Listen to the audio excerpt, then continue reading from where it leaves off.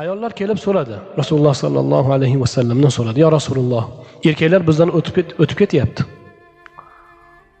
Nega? Ular pul topadi, sadaqa qiladi. Siz bilan birga g'azovatlarda qatnashadi. Jamoatda doim siz bilan birga. Ular dinga ko'p xizmat qilishyapti. Biz qolib ketyapmiz savoblardan mahrum bo'lib, deyishdi. Ayollar bir vakilni jo'natgan o'zlaridan bir vakilani jo'natib Rasul akram alayhisolatu vassalomga bizni holimizdan arz qil. Bu qanaqasi bo'ldi? Ular hamma fazilatni olib ketyapti, biz uyda o'tiraveramizmi?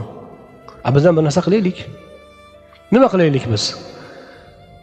Borib so'ra deb bir ayolni jo'natishgan. Rasululloh sallallohu alayhi vasallamning huzuriga kelgan ayol bu gapni yetkazganda, u zot alayhissalom ayollar shundoq deyishyaptimi? Ha, shundoq deyishyapti. So'rachi, o'sha ayollar uyda eriga xizmat qilar ekanmi? Xizmat qiladi. Bolasiga qaraydimi? Bolasiga qaraydi. Ahliga xizmat qiladimi? Ahliga xizmat qiladi. Bo'lmasam ularga bashorat ber. Sizlarning mana shu xizmatingizning savobi erkaklarning jihodidan kam emas.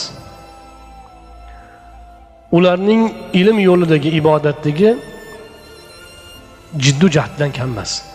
Modomiki ixloslari, niyatlari to'g'ri bo'lsa. Shuni bor bashoratini ber deganlar. Va demak, erga xizmat qilib, ahliga xizmat qilib, farzandiga tarbiya berib, uyda o'tirish din nuqtai nazaridan ana shunday katta bir savob, ibodat va xizmat hisoblanadi.